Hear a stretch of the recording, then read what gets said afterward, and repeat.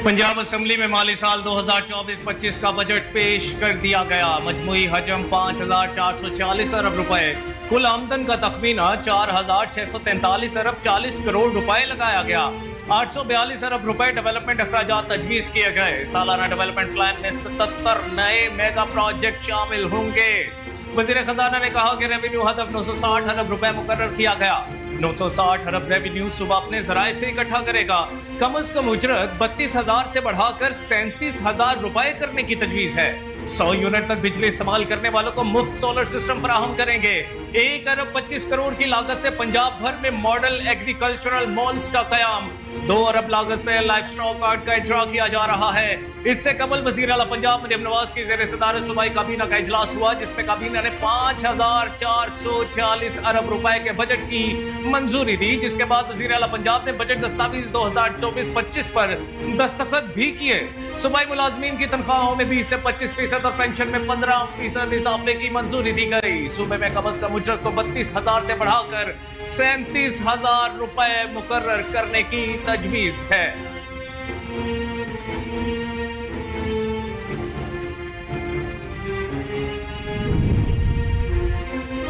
Punjab budget में कोई नया टैक्स नहीं लगाया गया, न ही मौजूदा टैक्सेस की शरह में इजाफा किया गया।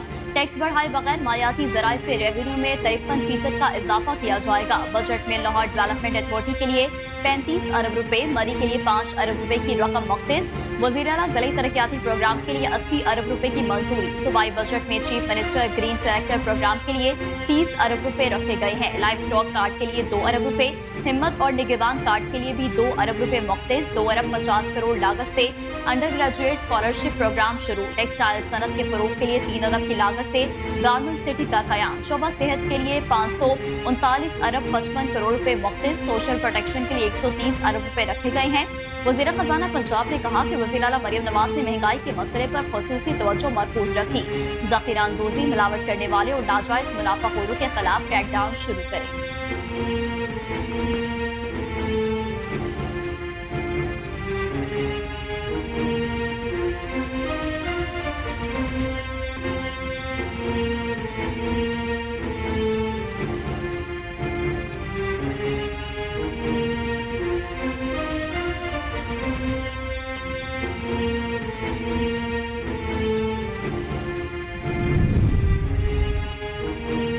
पंजाब असेंबली में ओपोजिशन ने बजट पेश करने के मौके पर शदीद एहतजाज किया। ओपोजिशन लीडर की क़यादत में ओपोजिशन अरकान स्पीकर डाइस के सामने आ गए।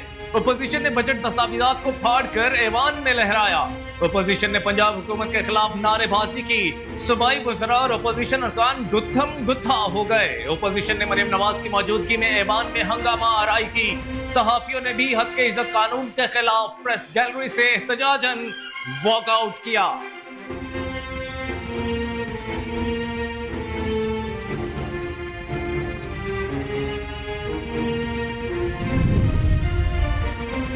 पंजाब की फाइनेंशियल पॉकेट को बढ़ाना चाहते हैं, अवाम पर बोझ नहीं डालेंगे।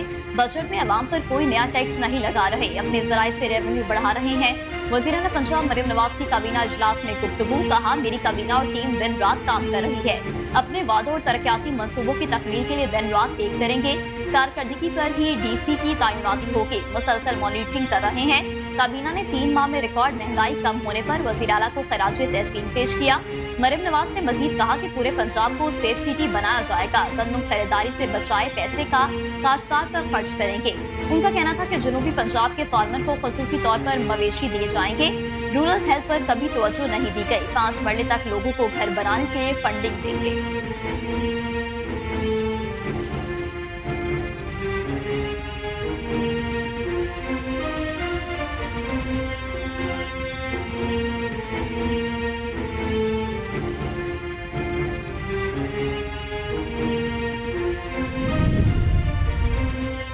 वजीर आजम शहबाज शरीफ JUI के सरबराह मौलाना फजलुर रहमान को मनाने उनके घर पहुंच गए। वजीर आजम शहबाज शरीफ मौलाना फजलुर रहमान से मिलने उनकी रहायश गाह पहुंचे, जहां JUI के सरबराह ने उनका इस्तकबाल किया। मुलाकात में सियासी मसाइल के बाहमी ताउन से हल के लिए कमेटी तश्कील देने की तजवीज पेश की गई।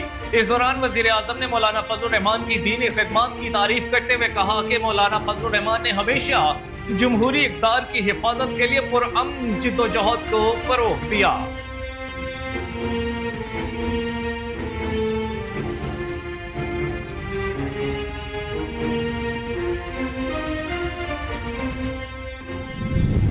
बात हुई है तो वो मतलब एक सिटिंग में तो बात मुकम्मल नहीं हो सकती, तो कुछ ऐसे भी इश्यूज हैं जो रिलेटेड टू प्राइम मिनिस्टर हैं, कुछ रिलेटेड टू चीफ मिनिस्टर हैं, तो इसलिए उनकी इन्वॉल्वमेंट भी है, तो इसलिए उसकी स्ट्रेटजी बना है।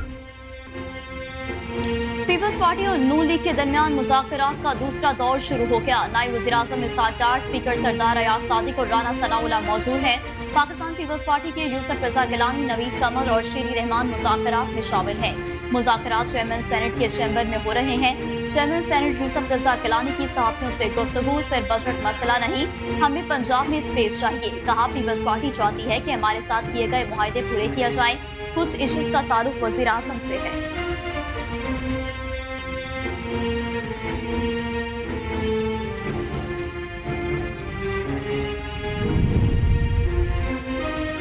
मुआशियत की डिजिटाइजेशन तरजीह है, सबको टैक्स नेट में लाने के सिवा कोई चारा नहीं।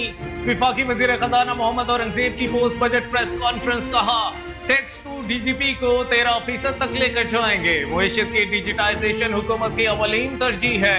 वजीर खजाना Mohammad Aurangzeb post budget press conference के लिए पहुंचे तो मीडिया नुमाइंदगान का तनख्वाहों पर टैक्स के खिलाफ एहतजाज किया।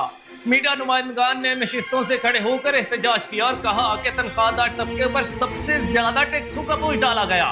हुकूमत मतवसत तबके के लिए रिलीफ के लिए इकदाम करे। मोहम्मद औरंगजेब ने तनख्वाहदार तबके पर टैक्सों में इतराज को मुस्तरद करते हुए कहा, ज्यादा आमदन वालों पर ज्यादा टैक्स का नफाज होगा, किसी को एतराज नहीं होना चाहिए। पेट्रोलियम लेवी टैक्स लगाने का फैसला आलमी तेल की कंपनियों को देखकर करेंगे। 10% टैक्स टू जीडीपी रेशियो नाकाबिले बर्दाश्त है।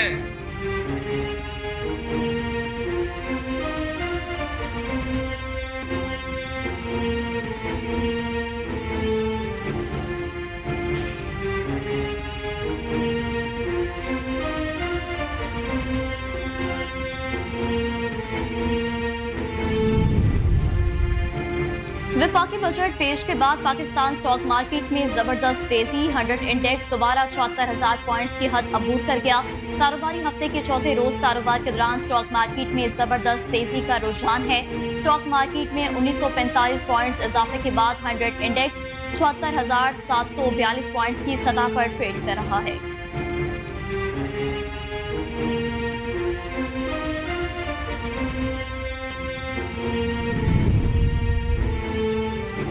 हुकूमत का टैक्स ना देने वाले शहरियों के बैरून मुल्क सफर पर पाबंदी लगाने का फैसला। विफाकी हुकूमत ने टैक्स ना देने वाले शहरियों के गिर्द शिकंजा मजीद सख्त कर दिया। नॉन फाइलर्स के बैरून मुल्क सफर पर पाबंदी लगाने का फैसला किया गया है। टैक्स गोशवारे जमा न करवाने वाले लोग बैरून मुल्क सफर नहीं कर सकेंगे। अलबत्ता हज, उम्रा और तालीमी सफर के लिए छूट होगी। फाइनेंस बिल के जरिए टैक्स कवानीन में तरामीम तजवीज कर दी गई। हुकूमत ने जमशुदा अजला के लिए इनकम टैक्स और विद होल्डिंग टैक्स छूट में मजीद 1 साल की तोसी कर दी, जबकि सेल्स टैक्स छूट खत्म करने की तजवीज दी गई है। बुनियादी अशिया की दरामद पर ड्यूटीज में कोई इजाफा नहीं किया गया। जीरो रेटेड शोबा पर टैक्स छूट खत्म। फलों और खुशमेवाजात की दरामद पर रायत खत्म। चीनी मैन्युफैक्चरर्स के लिए फी किलो कीमत पर 15 रुपए एफईडी लागू करने की तजवीज दी गई है।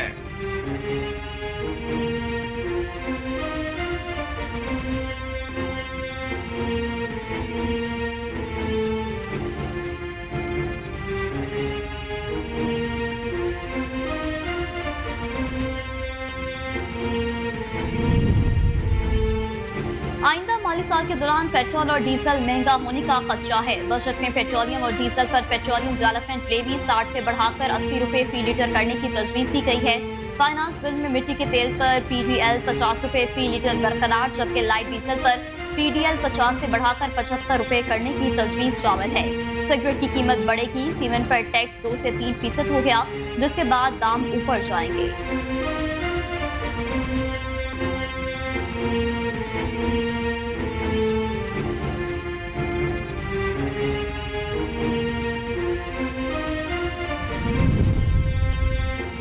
एफबीआर को टैक्स सिस्टम डिजिटाइज करने के लिए तमाम वसाइल मुहैया करेंगे। वजीर आजम मोहम्मद शहबाज शरीफ का इजलास से खिताब। इजलास में टैक्स इस्लाहात, मईशत के डिजिटाइजेशन और महसूलात में इजाफे के लिए इक़दाम का जायजा लिया गया। शहबाज शरीफ ने कहा कि एफबीआर मुल्क की मईशत का अहम तरीन पहिया है। हुकूमत एफबीआर की ह्यूमन रिसोर्स की तरक्की और डिजिटाइजेशन के लिए तमाम वसाइल मुहैया करेगी। टैक्स चोरों, टैक्स ना दहिंदगान और उनकी मुआवनत करने वाले अनासर का सद्देबाब करके छोड़ेंगे। वजीर आजम ने वाज़ेह हिदायत देते हुए कहा कि अशराफिया को टैक्स देना ही होगा।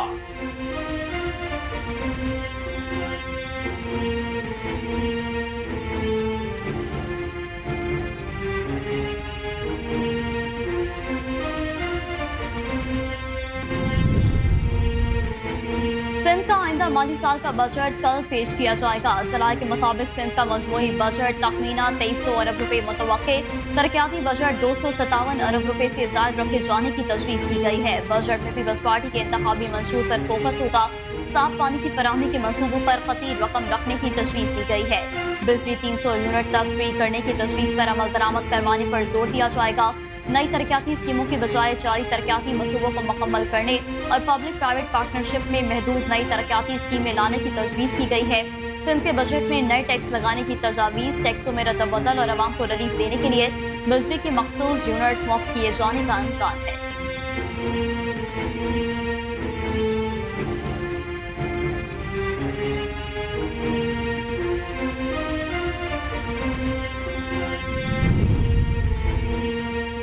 विफाकी बजट 2024-25 में विफाकी हुकूमत की इत्तेहादी एमक्यूएम को बड़ी कामयाबी मिल गई। एमक्यूएम के मुतालबे को मंजूर करते हुए कराची के लिए खुसूसी तरक्याती तजवीज़ मंजूर कर ली गई। एमक्यूएम ने कराची के लिए जामे तरक्याती पैकेज का मुतालबा किया था। एमक्यूएम के मुतालबे पर सिंध के दीगर शहरियों के लिए भी तरक्याती पैकेज का विफाकी बजट में ऐलान किया गया। विफाकी वजीर खजाना ने सखर, मीरपुर खास, नवाब शाह और हैदराबाद के लिए मंसूबे शुरू करने का ऐलान कर दिया। स्टेक होल्डर्स की मुशावरत से कराची, हैदराबाद, मीरपुर खास में मंसूबे शुरू किए जाएंगे।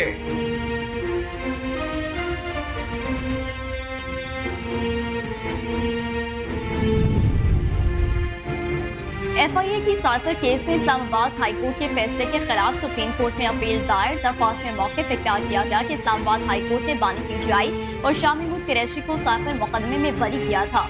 प्रोसिक्यूशन ने सबूत केस में मुहैया किए। फ्रांसिक शुदा डॉक्यूमेंट्री सबूत भी ट्रायल के दौरान मुहैया किए गए।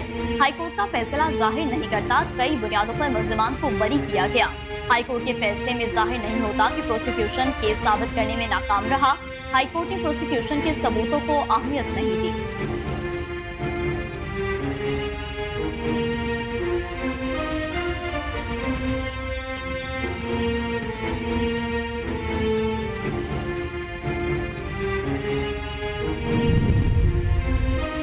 शहर कायद में मौसम जुज़वी अब्र आलूद है और समुद्री हवाएं बहाल होने के बायस गर्मी की शिद्दत में कमी मतवक्के। महकमा मौसमियात के मुताबिक कराची का कम से कम दर्जा हरारत 29.8 डिग्री सेंटीग्रेड रिकॉर्ड किया गया। ज्यादा से ज्यादा दर्जा हरारत 35 से 37 डिग्री सेंटीग्रेड रिकॉर्ड किया गया। लाहौर में सूरज का पारा चढ़ने लगा। दर्जा हरारत 45 डिग्री तक जा पहुंचा। मौसम का अहवाल बताने वालों का कहना है कि कराची में जनूब मगरबी सिंध से 24 किलोमीटर फी घंटा की रफ्तार से हवाएं चल रही हैं और हवा में नमी का तनासुब 72% रिकॉर्ड किया गया।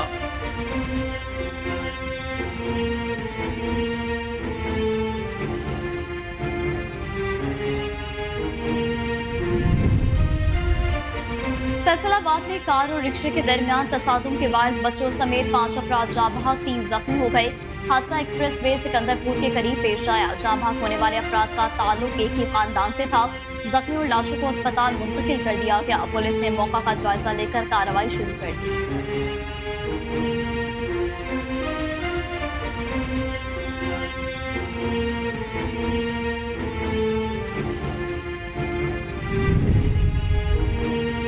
फलस्तीन के महसूर इलाके गजा में 7 अक्टूबर से जारी बदतरीन इसराइली जारहियत के 250 रोज मुकम्मल।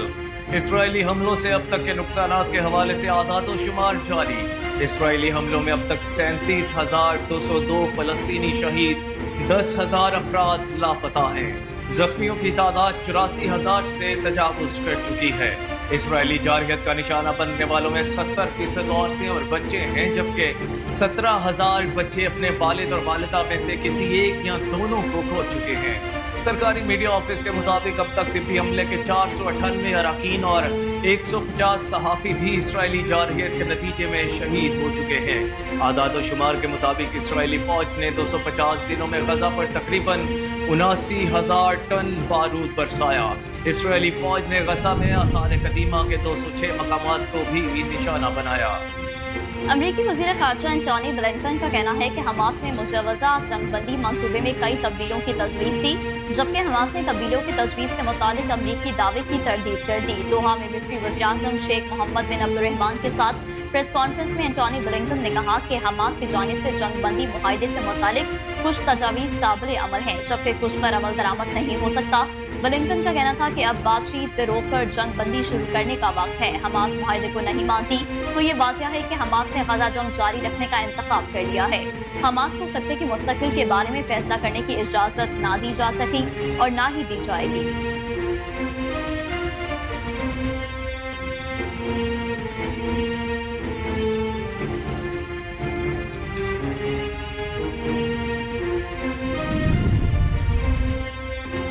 भारतीय वजीर आजम नरेंद्र मोदी की काबीना मुजरिमों पर मुश्तमिल। भारत में इंतखाबात के नताइज आने के बाद मोदी का नाम नेहाद दावा अब की बार 400 पार धरा का धरा रह गया।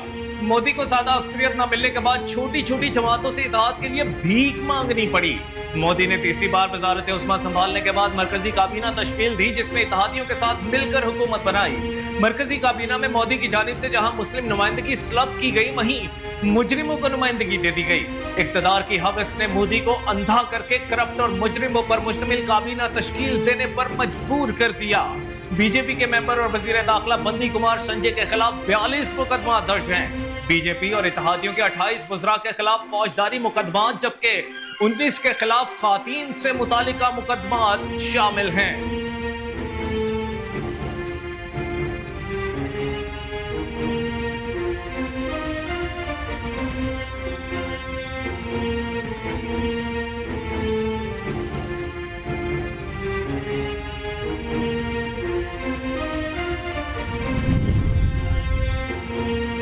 पाकिस्तानी शायकीन क्रिकेट के लिए उम्मीद की एक किरण नजर आ गई। अमेरिकी रियासत फ्लोरिडा में सूरज निकल आया और बारिश के इम्कानात भी 91% से कम हो गए। अमेरिकी रियासत फ्लोरिडा में शदीद बारिशों के बाद सैलाबी सूरत हाल है, जिसकी वजह से ICC T20 वर्ल्ड कप के शेड्यूल मैचेस को मुश्किलात का सामना करना पड़ सकता है। ICC T20 वर्ल्ड कप में अमेरिका का अहम मैच कल आयरलैंड से फ्लोरिडा के शहर लॉर्ड भिरल में होना है। इस मैच में आयरलैंड की कामयाबी समझो पाकिस्तान की कामयाबी होगी, और मैच नहीं हुआ तो अमेरिका सुपर 8 मरहले में जाएगा और पाकिस्तान का इवेंट में सफर खत्म हो जाएगा।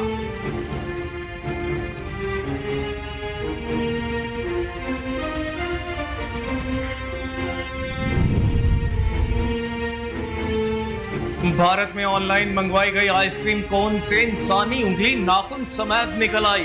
भारतीय मीडिया रिपोर्ट के मुताबिक हैरानकुन वाकया मुंबई के इलाके मालाद में पेश आया, जहां 26 साल MBBS डॉक्टर ब्रेंडन ने निजी कंपनी की ऐप से बटर स्कॉच आइसक्रीम कोन मंगवाई थी।